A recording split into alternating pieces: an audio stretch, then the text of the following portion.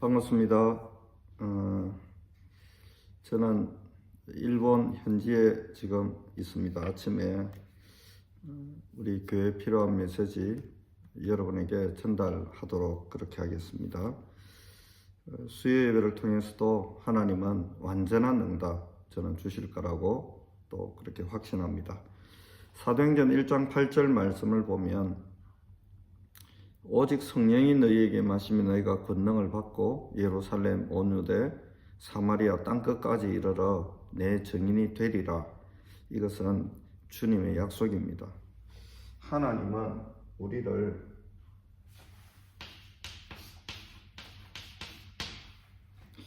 증인으로 세우려고 하시는 겁니다. 증인들에게는 두 가지가 전달됩니다. 뭐가 전달됩니까? 하나님의 간절한 마음이 전달됩니다. 그 하나님의 간절한 마음이 나에게 전달되고 그 하나님의 또 복음이 전달되기를 원하는 대상을 놓고 간절한 기도가 나오는 것이 특징입니다. 이 비밀을 가졌던 사람이 4명이 있습니다. 이 응답 속에 있었던 사람 4명을 통해서 우리가 몇 가지 좀 확인을 해보려고 합니다. 계속해서 하고 있는 부분인데요. 하나님은 마태에게 하나님의 마음을 주셨어요. 이 사람에게는 유대인들이 나사렛에서 자라고 성장하신 그 예수님이 메시아다. 이 예수님이 인류를 구원할 하나님이 약속한 메시아 곧 그리스도다. 이분이 참 왕이다. 이걸 말하고 싶었던 거예요. 이런 마음을 갖고 있으니까 하나님이 이 마태에게 주신 응답이 뭡니까? 이 사람은 유대인들을 대상으로 복음을 전하고 싶은 마음을 가지니까 하나님이 이 사람에게 주신 강점이 뭐냐면 구약을 잘 알았던 것 같아요. 하나님은 우리에게 없는 걸 만들어서 억지로 시키는 분이 아닙니다. 우리에게 있는 거 가지고 하나님 쓰시는 거예요. 그게 하나님께 쓰임 받을 때 우리가 감사하는 거죠.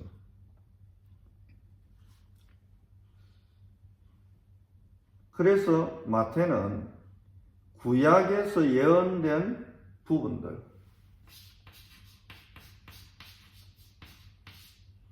이 부분이 어떻게 예수님을 통해서 실현되었느냐. 예수님이 그냥 일을 한 게 아니고 구약에 약속된 말씀의 성취의 주역이다. 그래서 예를 들면 마태복음 1장 23절을 기록하면서 여기에 뭘 다시 이야기합니까? 이사야 7장 14절. 이 약속이 이렇게 이루어진 거다. 마태복음 2장 6절은 미가서 5장 2절. 마태복음 2장 15절에서는 호세아 11장 1절. 이런 식으로. 그러면서 2장 18절에 보면 예레미야 31장 15절. 구약에 약속된 말씀이 예수님의 공생애와 태어나신 것과 자라는 과정과 공생애와 십자가와 부활 속에 이 약속의 말씀이 실현된 부분이다. 이걸 말하고 싶었던 거예요. 마태복음 8장 17절 뒤쪽에 나오는 내용을 갖고는 뭘 가지고 이야기합니까? 이사야 53장 4절. 이런 식으로.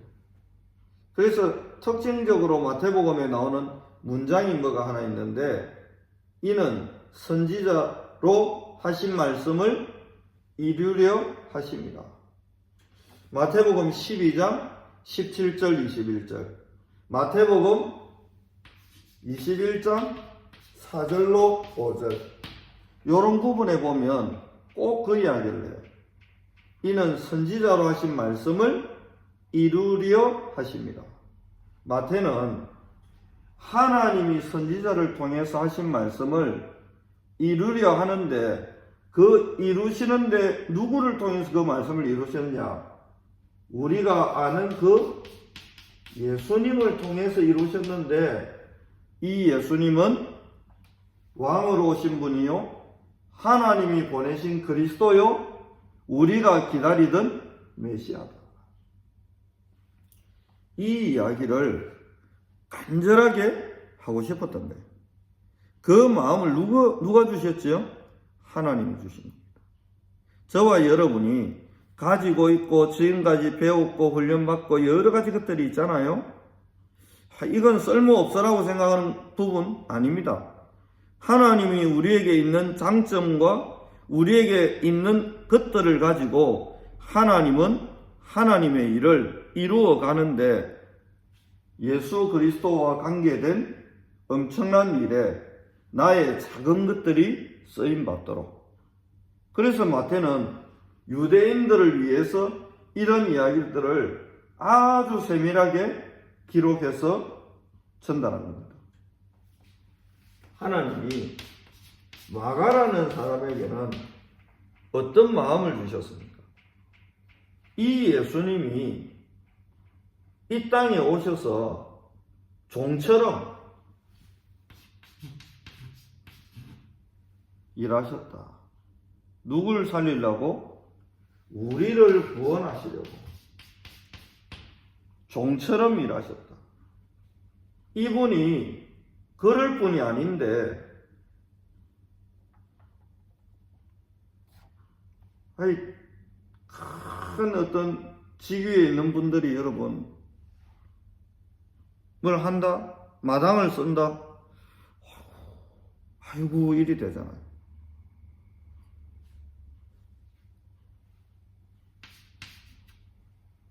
인간을 구원하시려고 예수님이 종으로 종처럼 그렇게 사역하시고 그렇게 능력을 베푸시면서 우리에게 교훈을 전달하려고 밤낮으로 수고하고 애쓰셨다.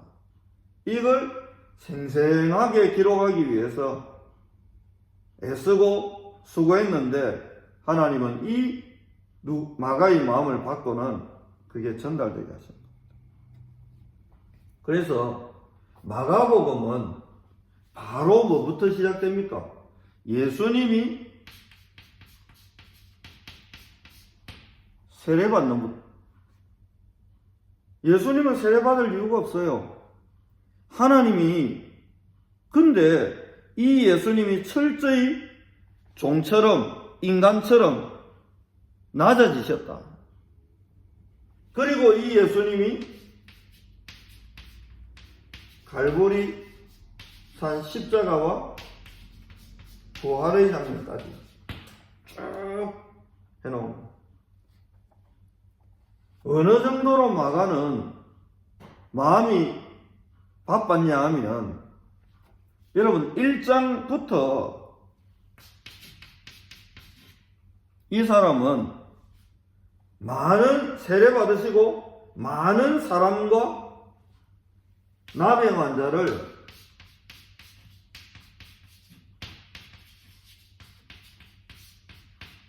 고치시는 장면부터 바로 이야기를 합니다. 아니 머슴이 일어나가지고 샤워하고 뭐하고 너직너직 그럴 수 없잖아요.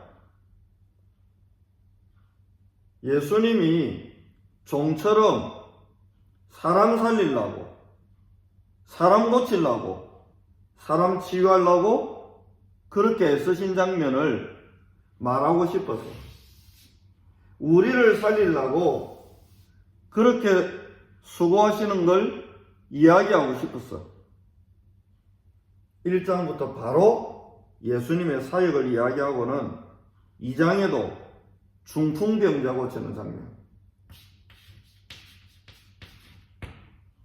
그러니까 마가의 중심이 뭡니까?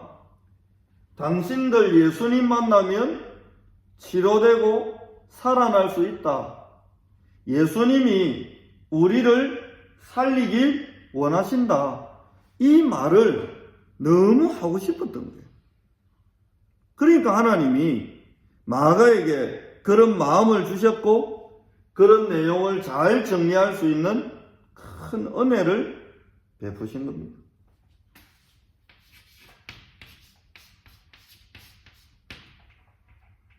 의사였던 누가에게는 어떤 마음을 주신 겁니까? 이 예수님은 하나님이신데 온전한 인간의 모습으로 오셨다. 이분이 사람의 아들로 오셔서 우리가 얼핏 목수의 아들이라고 생각하지만 그분은 목수의 아들이지만 목수의 아들이 아니었다.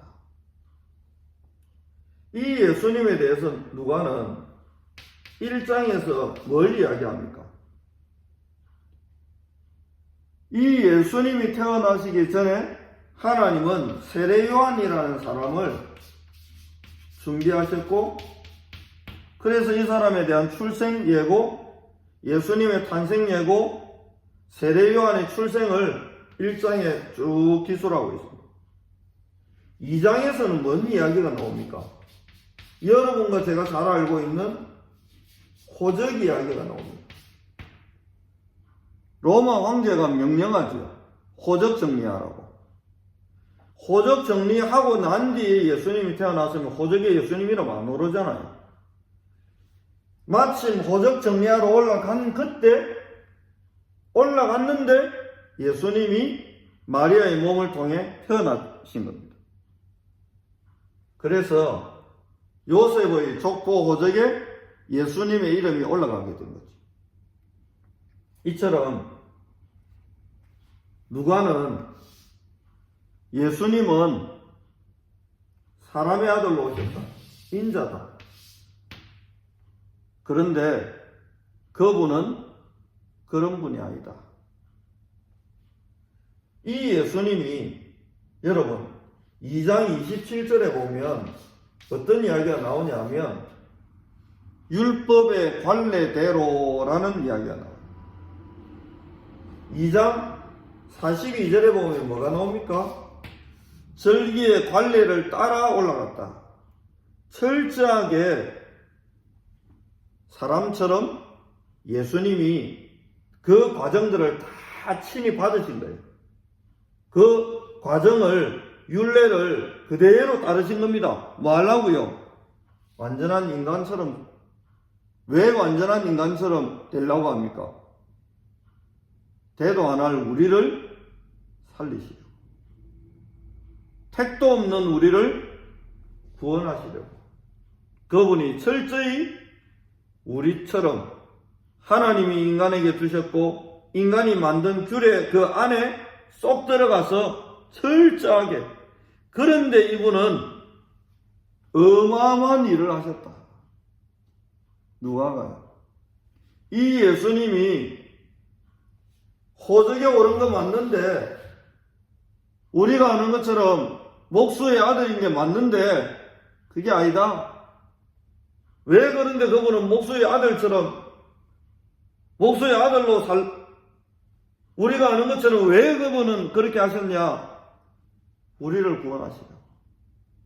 우리 대신 십자가 지고 우리 대신 죽고 우리 대신 고통당하고 살아나기 위해 부활하셔서 우리를 구원하기 위해 이 예수님이 철저히 인간 대신 죽어주시려고 그렇게 처절하게 인간의 모습을 가지시려고 인간의 자리로 깊이 들어와 주신 이 예수님에 대해서 누가는 이야기를 하고 있습니다. 뭘 이야기하고 싶은 겁니까? 너를 구원하기 위해 이 예수님은 철저히 너처럼 사셨다. 바울이 고백하잖아요. 내가 그리스도와 함께 십자가에 못 박혔다. 십자가에. 감사하죠. 요한이라는 사람. 이 요한이라는 사람은 뭘 이야기하고 싶은 겁니까? 모든 사람이 성육신하신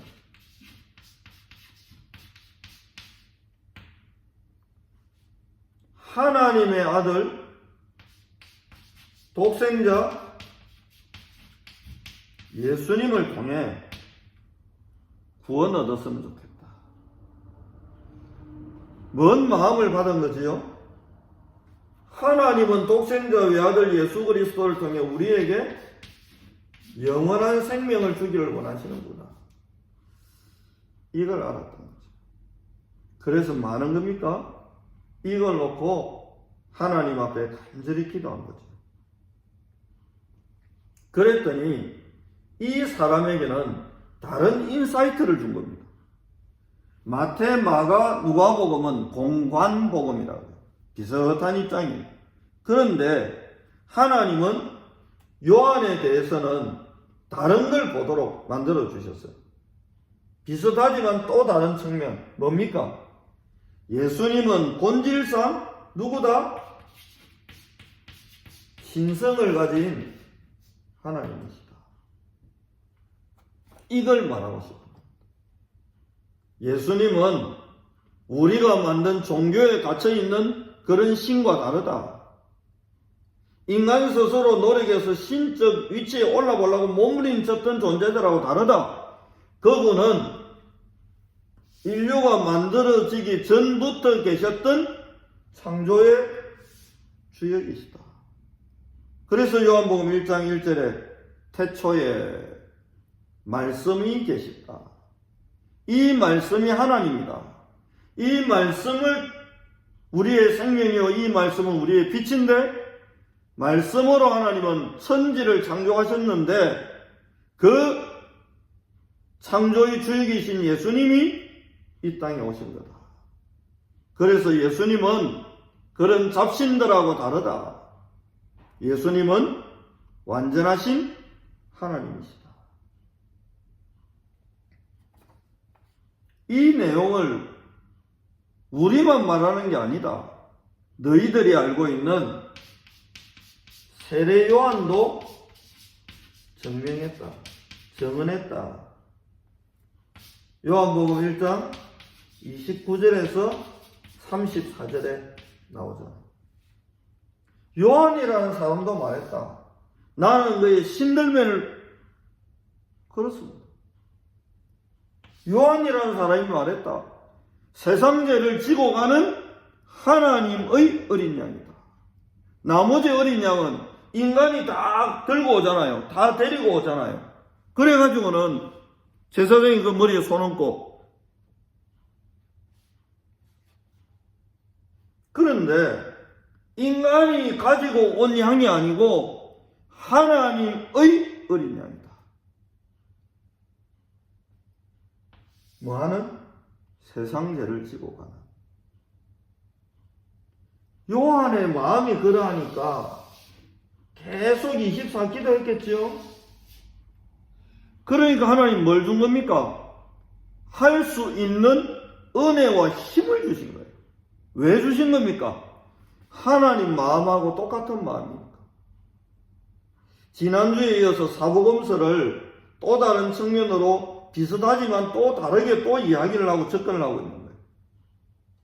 하나님이 마태의 마음을 너무 예쁘니까 이 유대인 살리고 싶어하는 마태의 마음을 받으시고는 유대인의 입장에서 가장 예수님을 편안하게 받아들일 수 있는, 이해할 수 있는, 믿을 수 있는 접근이 가능하도록 마태에게는 이런 은혜를 주신 거예요.